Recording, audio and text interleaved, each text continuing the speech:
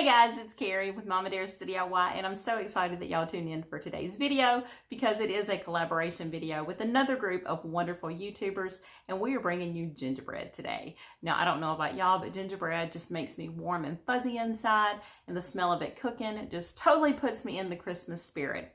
But I'll admit, it totally breaks my heart when I have to throw it away at the end of Christmas. Y'all know what I mean. You spend all that time decorating the perfect house only to have to toss it whenever Christmas is over. Well, y'all, I decided to do something a little bit different this Christmas, and I'm going to be making a clay gingerbread house for you. Now, granted, it's not going to smell like gingerbread, but that's totally okay because I can pull this thing out every year and I can light it up and it'll totally get me in that spirit anyway. So let me show you what we're going to do. Of course, I'm going to be using a Dollar Tree item to start off with.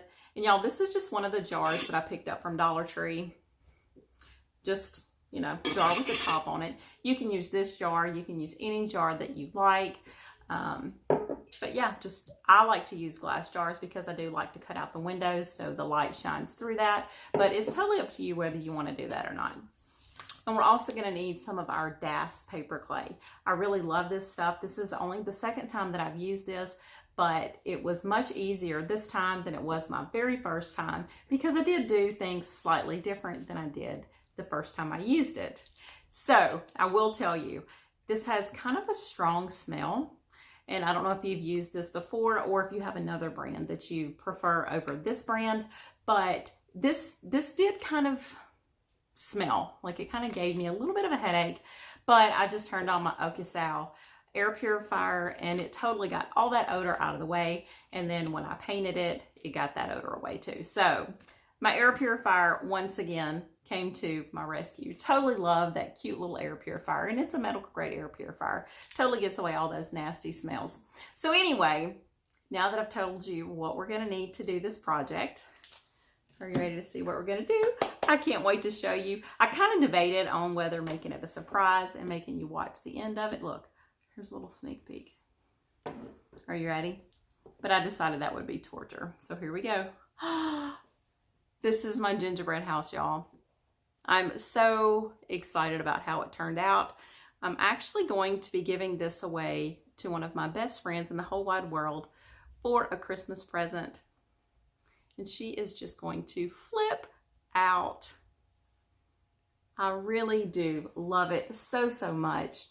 Now, I will tell you, it was much easier the way that I did this house versus the way that I did the one with the pickle jar. In case you missed the one with the pickle jar, I'll put a link down below to that one as well if you want to check it out. But I did put in some lights. I'll show you here.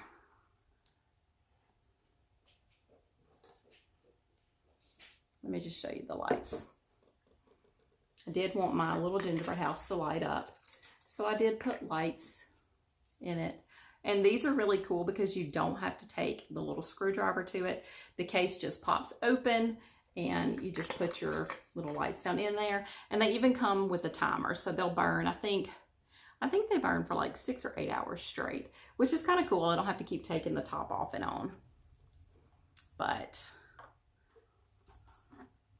yeah, there it is. So I hope y'all enjoy this video. If you do, be sure to give it a big thumbs up because that would mean the world to me. And don't forget to check out my other friends in the collaboration with me. I'll put a link down below to their channels as well as our playlist with all of our videos on it. So you can just put us on loop and watch us all one after the other. And when you watch their videos, be sure to tell them Mama Dares to DIY sent you. And yeah, I cannot wait to show you how easy this is. So let's get started. Okay, y'all, so the very first thing we want to do is to grab our jar, and we're also going to grab our cardboard. And we're going to take our cardboard and we're going to cut out the side pieces first using our X-Acto knife. The side pieces are going to be short, so they're going to be the same width as our jar, but I don't want them to be very tall. And I'm just going to tack these down to begin with just a little bit of hot glue. I don't need a whole lot because I will be taking this off, but I need it to stay down long enough so that I can get my front and my back templates done.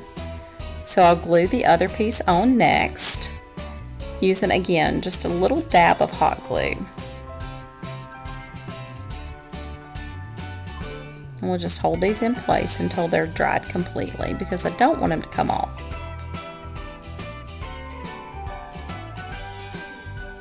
Okay, now let's flip it back over, and now let's get our roof line ready. So I'm going to take another piece of cardboard, and this cardboard for the roof I want to be wider than our side pieces because I want the roof line to hang over quite a bit. So now we're going to unscrew our lid, and I'm going to attach my lid and my cardboard together with a little bit of hot glue. So now we're going to put the roof line on and make sure that it looks good with our side pieces. And I really want the front to hang over more than I do the back. So I'm just going to hold this in place until it's dried.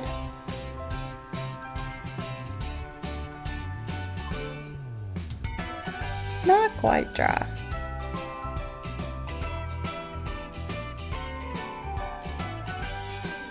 The glue may take just a second to dry. Okay, so now let's take it off. That looks like it's dry pretty good. Now I'm going to reinforce this with more hot glue. I don't want this to go anywhere. Now for this house, I'm not going to be screwing the top on. This is just going to kind of rest on our roof line. So I don't have to worry about screwing and unscrewing the top because it'll just lift off. But I do want to make sure that it doesn't go anywhere. Okay, so now we're just going to hold this in place until that's nice and dry. Okay, let's make sure that it looks good. And it does. So now I'm just going to lay this on its side so I can get my templates done for my front and my back. And I'm also going to cut my holes out for my windows for my side pieces. Okay, so I've taken the sides off, and here I've gotten my side pieces cut out with my windows. And the front, I've cut out my door piece, and I'm just attaching that to my jar. And the back, I put a nice big picture window in the back, and also a little window up at the top too. And here you can see that the roof is going to fit perfect on there, and we're not going to have to screw it down. So now let's attach our side pieces with our little round windows, which I think are just adorable. And we're going to attach the other side too. Okay, and there goes the roof back on. Yay! Okay, so now I want to make a chimney. So I'm just going to take some aluminum foil and kind of build up my chimney here. It's up to you whether you want your chimney on the top or at the side, but you can do it either way. Okay, so now I want to reinforce the inside just a little bit. So I'm just going to go in with a little bit of cardboard and kind of reinforce those side pieces. Now make sure the roof still fits and it looks good. So now it's time for the fun stuff. So I'm taking my DAS clay, and this is an air dry clay, and it's going to take approximately 24 hours for it to dry completely. And I just have a little Tupperware container, or I think it's a Sterlite container actually. And I store my DAS clay inside this container because it is airtight, but it's a great way to store that. And one slab of DAS fits perfectly in this container. Okay, so let's take the top off now. And I'm going to start off by just rolling a really thin piece. I found out from the last time that I made a house, which was my first time, I found out that it was a lot easier to roll your clay out and use a little water to attach it. My first house, I totally sculpted, and it was quite a bit harder. So rolling this out and just paneling it is a much easier option. So now I've got both sides paneled, and I'm going to panel the front and the back next. And I'm just using a tiny paring knife to go in and cut out my holes. But you definitely want to add just a little bit of water so that your clay sticks to your cardboard. Okay, it's looking good. So now let's do the front piece. Rolling it out kind of thin. It's approximately 1/8 of an inch thick. And just using our paring knife again to trim those edges. These paring knives I get at the Dollar Tree, and I think they're like 4 for $1, but they work really well at using to cut the clay. Okay, so I'm just going to take a little bit of water and I'm going to smooth out all those edges, and now we're going to cover the roof line. So now that I've got everything covered, I'm just going to go in and add a little bit of detail work to the chimney. I kind of want to make it look like brick, so I'm just taking the back of my paring knife and using that to texture to make my brick pattern. It kind of makes a nice little groove in there, and it really looks cool. Okay, so now I'm just going to top the edge of the chimney off with a little roll of clay just around the top. The devil is in the details with these little houses. Okay, so it is looking really good so far. So now I want to take more clay, and I'm going to sort of flatten this out because now I'm ready to do my snow that's draping over the top of the roof line. And I'm just going to use my paring knife and cut a little wavy pattern here, and I'm going to use a little water to attach that. Just a little water, and I'm using my fingers just to sort of smooth it down.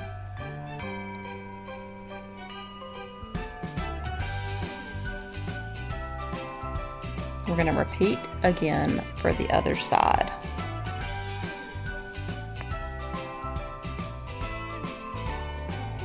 And again, using our paring knife and our water and our fingers to totally smooth this together.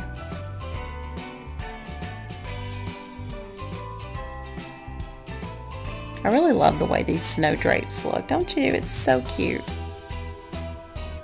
And I'm going to finish it off with just a little piece on the front. Now I do have a plan for the front of my house, but I still want it to kind of drape in the center there too. Okay, so now it's time to fill in the sides of our windows. Because the jar is sort of slanted, I did want to sort of fill in those gaps there. So I am kind of packing the clay in, and I'm just going to use my paring knife again to sort of trim the excess. I plan on putting a little LED battery powered light in here, but I still want to be able to see the windows.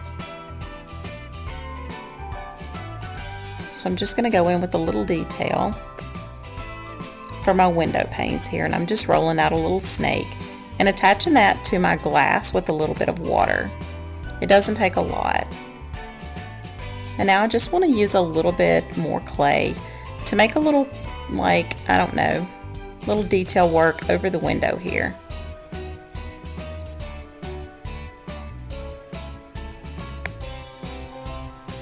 And again, no fancy tools, just my fingers and a paring knife. And again, using just a little bit of water to attach.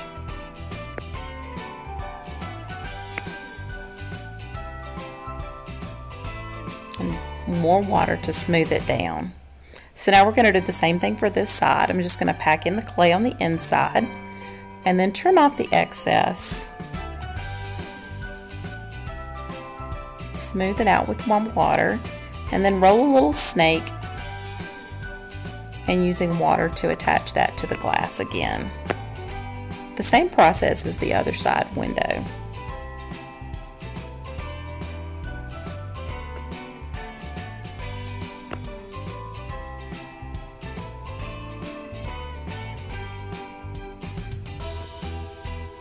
And again, just using my fingers to kind of mound up the clay and using my water to attach it.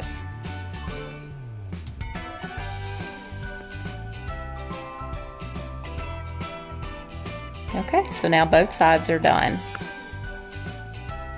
Okay, so now I want to work on the big picture window in the back. So I'm just going to take a little clay and I'm going to roll it out, and I want to make sort of a shortbread cookie to go on the back here. I just think that would be a really cute little detail to add to the back. So I'm just using my pencil to sort of make little holes in there for my shortbread cookie. So now I want to detail the window, and I'm just going to roll a little snake and just sort of case out that window. I do want this to be a focal point, So I am going to be adding in lots of details on this back window. So once I get the casing covered, I'll just use my paring knife to trim out. And now I want to add in my window panes. This is a nice big window, so I'm going to add in 6 window panes here using my clay. It is so cute. So now I'm just going to roll out a little sausage, and I'm thinking this might be a little peppermint above the top here. I'm not really sure yet how I'm going to paint that, but I do want a nice big peppermint for the top, and then I'm going to add in more details for the bottom. Again, rolling out another snake. I've got one that sticks out a little bit more on the top, and then the one on the bottom is just a little bit smaller, and it's kind of recessed under there, so that kind of cases the window. So now I'm going to use a little cutter to make my shutter detail here. Just going to roll out a little slab and then cut it in half. And now I've got my 2 shutters. Okay, so now it's time for the roof detail. I really want this roof to pop, so I'm just going to roll out these tiny little snakes. And if you've got an extruder, this will make this job a lot easier, but I couldn't find my extruder. I think it's still packed up in my storage building along with the rest of my cake tools. So I'm just rolling really thin snakes here. And I'm using a little bit of water to attach it to my roof line. Now I am going to repeat the process for the other side, and I want these to be as close as I can. I want them to kind of mirror each other because they will be the same on both sides. So now that I've got all of my stripes going one way, I'm going to roll more stripes. And I'm going to repeat the process going the other way to make sort of a crosshatch pattern. And again, just using a little bit of water to attach it to itself. I think this is going to be a really cute detail. And again, I'm not really sure how I'm going to paint it at this point.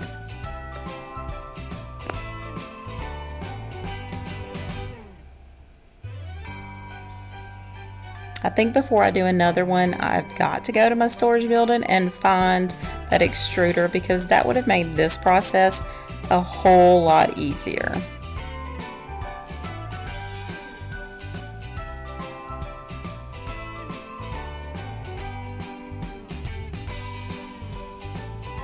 But I think it's totally worth it.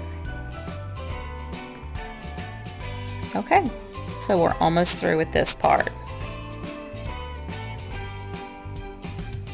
So stinking cute.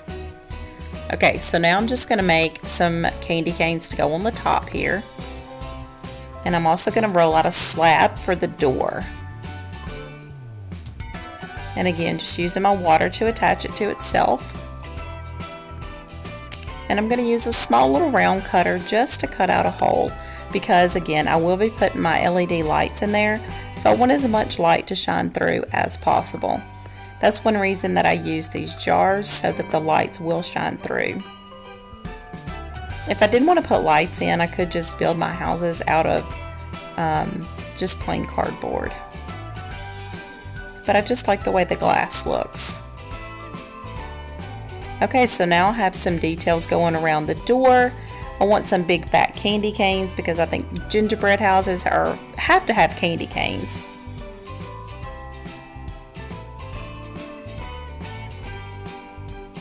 Okay, so now we're going to make a wreath to go over the front door. So I just rolled out a little snake here, and I'm using my scissors to sort of pinch and pull and cut this little wreath. This is a really cool technique that you can use, and it really makes it look like it is, you know, a wreath.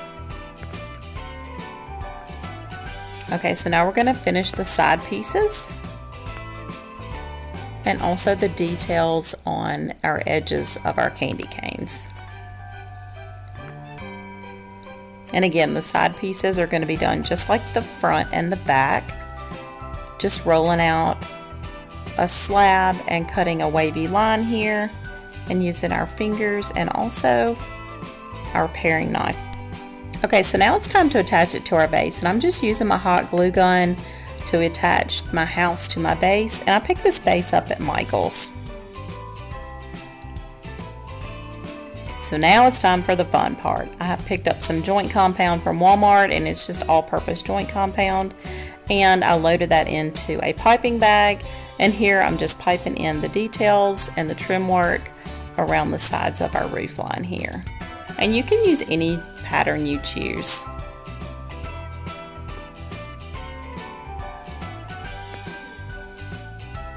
I honestly never knew that you could pipe drywall mud until I tried it. So now I'm going to change up my tip here, and I'm going to go add in our little snowfall. You just want to kind of squeeze and press until you kind of get the way that you want your snow to look. And I just picked the highest points, or the points that stuck out the most, and that's how I decided where to put my snow. I just think this is such a super cute detail, and this really pipes well. Okay, so now I'm going to use a couple of cutters, and I'm going to cut out my gingerbread man and gingerbread woman. I think they are so cute, and every gingerbread house has to have a gingerbread man and woman, right?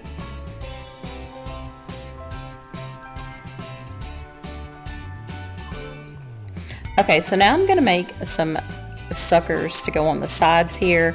I want these to kind of look like little trees. So I'm just going to roll out a snake and wet it and then coil it around itself, and then use a skewer to attach.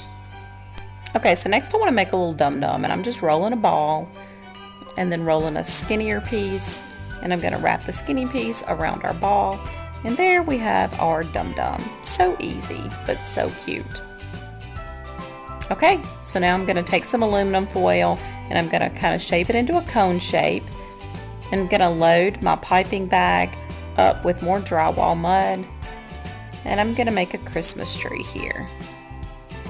Isn't that cute? And I've just rolled out a couple of balls with my clay, and so now we've got ourselves a cute little Christmas tree.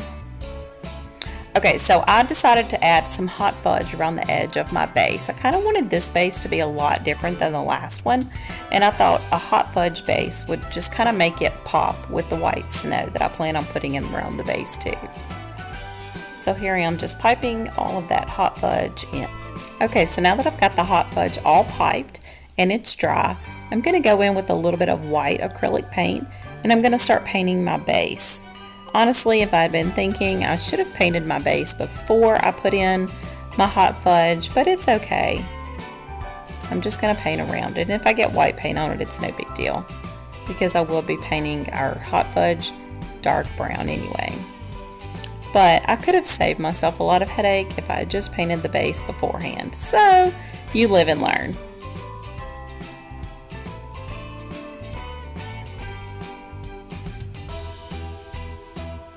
And here we are painting in our hot fudge. Now I did mix in some espresso craft mark paint with a little bit of black paint to get this nice dark hot fudge color. Is your mouth watering yet? I know mine is. I promise when I was painting this, I could almost smell chocolate. It was the craziest thing.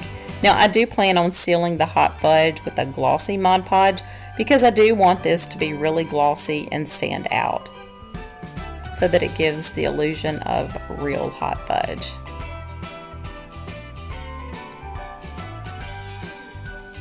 I just love the way the dark chocolate brown looks in contrast with the white, don't you? Okay, so now I'm going to take my white craft mark paint, and this is in a satin finish, and I'm just going to paint all of the things that I plan on doing white. So I'm going to go paint my white on the roof, and I'm also going to paint in all of my snow that I've painted in, or that I've piped in. Okay, so now it's time to paint our gingerbread house, and again I'm using my craft mark paint. And I was really surprised at how well this covered with this dark chocolate brown color. I only had to paint one color. I only had to paint one coat. over the whole thing.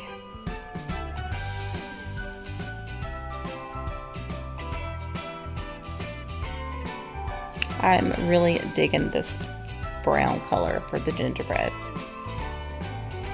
I debated on whether I wanted a dark brown or a light brown, and I decided sort of a medium brown would be best.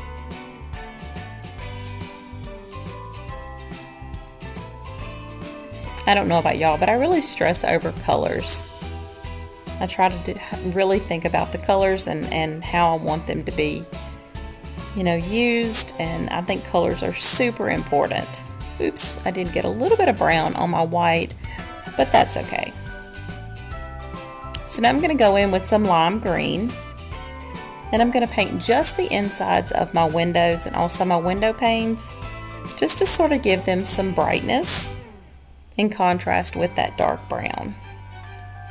And of course, what gingerbread house would be complete without red? I just love the bright red and the lime green together. I just think they're super festive and super fun for Christmas. And a red door for a gingerbread house is just the perfect thing, don't y'all think? Now, I did have to put almost 3 coats on this red door for some reason. It just did not want to cover. And I'm also going to go in with some pink here above the door. I don't want everything to be brown and red and green, so pink is a good contrasting color. And more lime green here. I'm hoping I don't regret the lime green trim around this door, but so far I'm kind of digging it. So I'm going to add in some candy cane stripes with our bright red craft mark paint.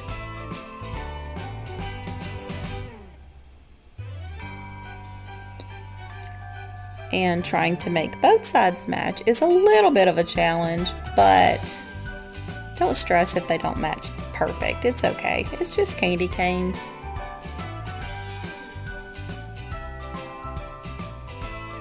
Okay, so now I'm going to go in and stripe in between my red candy cane stripes with some holiday green craft mark paint. I really love the holiday green and the lime green and red together. Okay, so now we've got the green going in on our back picture window and also more pink.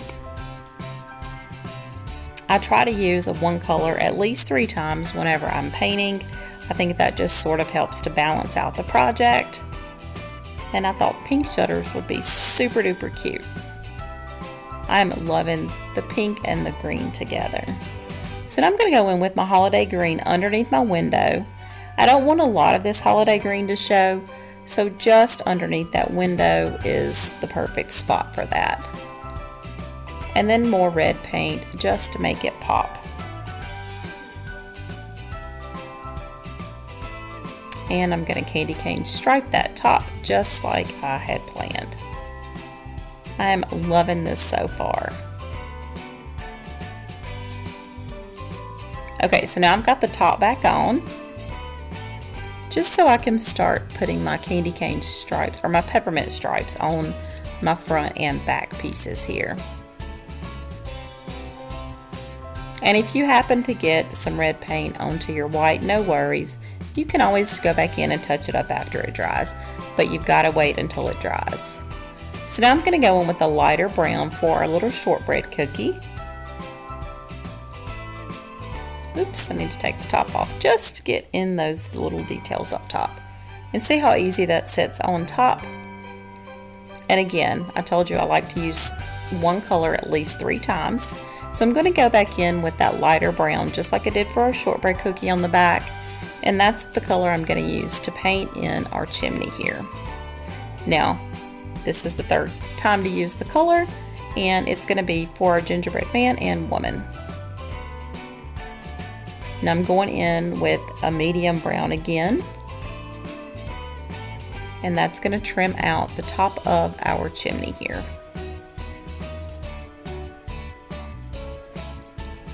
And I decided to do a little bit different, and this is going to be the 3rd time I used the pink. And I wanted to do my candy cane up top in pink and white. And then I'll go back in and detail in between the pink and white stripes with a little bit of red just to tie it all together. But again, this is the third time that I've used the pink color.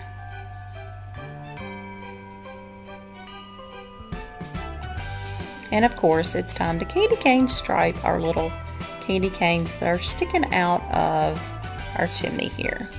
I just think those are so cute sitting in there, don't you?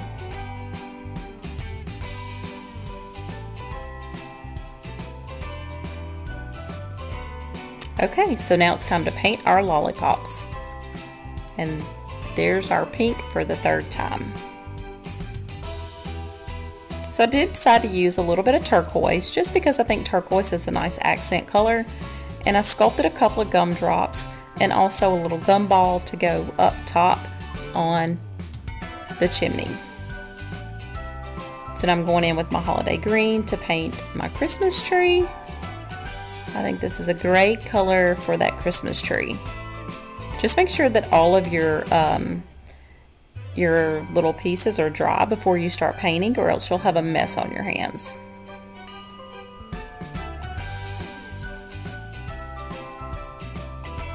And I'm really loving how this wreath turned out. I can't wait to get that put on the front. It's just going to be the crowning glory of our gingerbread house.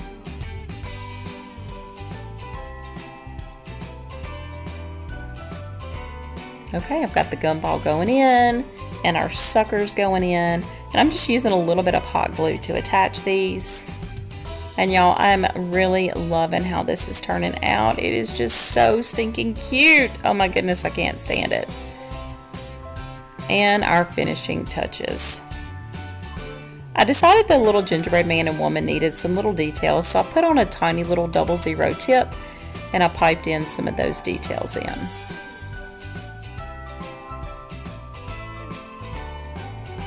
And I thought the hearts were a great touch because the shutters looked like they were missing something.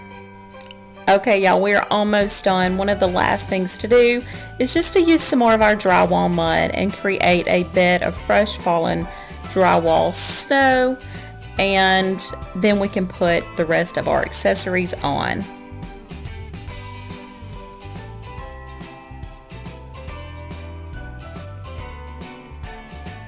So I do want to add this while it's still wet, and I'm just putting a nice ribbon border around the edge. And y'all, this baby can almost be called done. Once this dries, I'm going to go in with a layer of white paint over all of this snow that we just made, and also a coat of crystal. The crystal is a nice color. It has just a tiny little bit of sparkle to it so that it looks like fresh glistening snow. Okay, y'all, that does it for today's video. If you enjoyed this video, be sure to give it a big thumbs up because that would mean the world to me. And I hope you feel inspired to create your own gingerbread house. I know you might look at this and think you could never do it, but trust me, if you just pick it up and give it a try, you just might surprise yourself. So I hope I have inspired you to create your own gingerbread house this Christmas season. And if I did, be sure to leave me a comment down below and let me know. And until next time, happy DIYing, y'all.